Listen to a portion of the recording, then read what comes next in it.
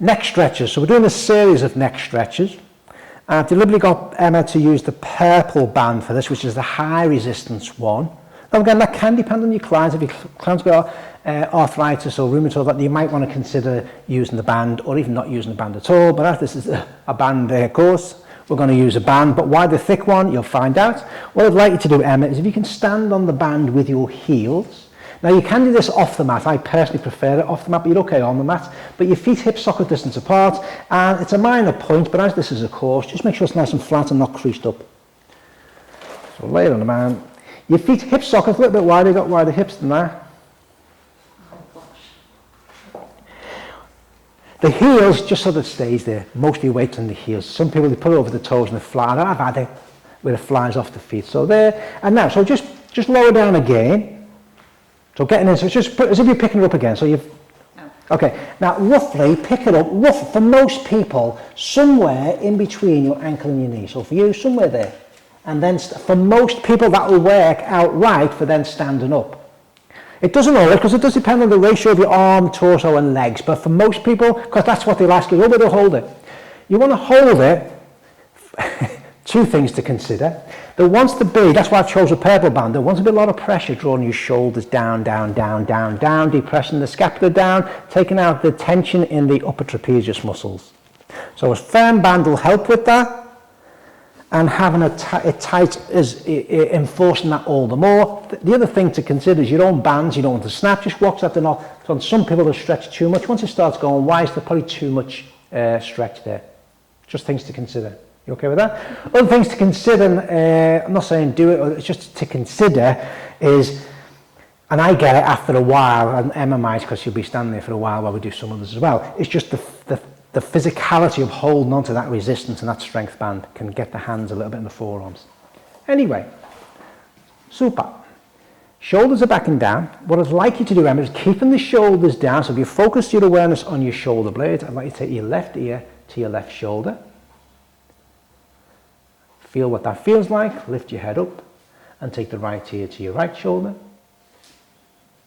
And just continue doing that for roughly that pace. Now with all the movements in Pilates, you can do it as a hold. You can hold it for a minimum of 20 seconds. You can hold it up there for a minute and a half. You can do it dynamically, what Joseph Pilates, I wouldn't suggest doing it with neck stuff dynamically. For obvious reasons, safety reasons. You want to be, but even if you do speed it up a bit, it wants to be with control. Another one you can do, so just bring your head to neutral, is breathe in, and on a breath out, try and do as many as you can at the same speed you just did. So maybe you can just get to your left and your right, maybe that's all you can do. It depends on your lung capacity, but you're only moving on a breath out basically. So when you've finished your breath out, just pause, breathe in, and continue breathing out. But from the band point of view, what is the band adding to this? It's just adding, dropping that down. You're keeping the shoulders down. The thing to also remember with the high resistance is just check that people aren't doing that because of the resistance, take pressure off anywhere, that the shoulders want to be down. And that's the beauty of using the band. Do you have to use the purple band? No, you don't have to. I've got a number of clients, because of certain issues, they prefer the lighter band, or that's all they really need sometimes. So in fact, just come out of that. Say, this is more for your hands. Just pick the yellow one up. It's like because we were talking off camera before about cueing.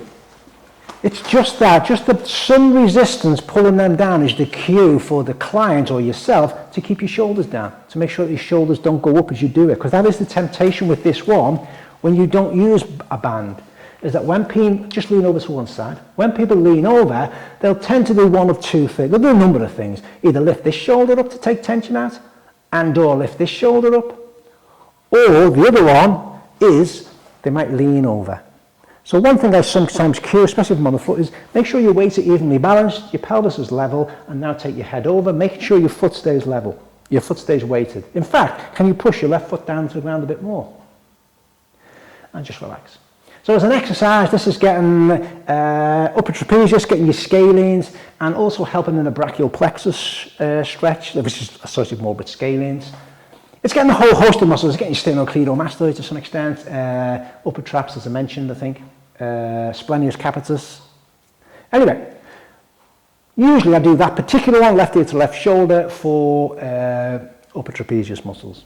Okay, so let's work a little bit. Again, you're still getting all those muscles now, but we're going to do one which targets a little bit more the scalene muscles, and that is, so let's breathe in. On a breath out, rotate your neck as far around to the left as you can, making sure the shoulder stays back. Now I cue the neck rather than the head, and it does actually make a difference. You cue the head and turn, focusing on rotating your head around, and it tends to feel it just in the upper capitis, this area here. Where if you cue and visualize rotating the neck, you do sort of feel it within the whole neck. And then again, you can either hold it for whatever you're going to hold it for and do the other side just for balance. And this is targeting, it gets all those muscles I mentioned before, but it targets the scalenes. And again, what's the idea of the band? It's just a cue to keep your shoulders down. That's all. So another one we'll do that's in the book is, again, it gets all those muscles, but it targets a little bit more, the so-called headache muscle, the levator scapula, in which you turn your head about 45 degrees and then nod your chin to your chest. Keep the shoulders down, keep your thoracic spine where it is, just try and almost sniff your armpit. That's the cue I like to use, the girls have a giggle, because if you're sniffing your armpits, we'll get another day out this t-shirt, and that's what you try and do, send the energy that way. And that targets specifically the levator scapula. And then up and over to the other side, and have you got a tighter side. Again, what's the band adding into this? It's just to help keep the shoulders down. It gives them a little bit more cue to keep the shoulders down, to switch off the dominance of the upper trapezius muscle. And then come up. And I would like to finish on, some people hate it, some people love it, is in a class, great in a class, 3, 2, 1, yay, because it creates a big noise when everyone does it. Whatever turns you on. Any questions on the neck stretch one? You can do it standing, you can do it kneeling, you can do it, can't really do it seated, you can do it kneeling now. I prefer to do it standing, to be honest with you. Okay, and that's neck stretch with the band.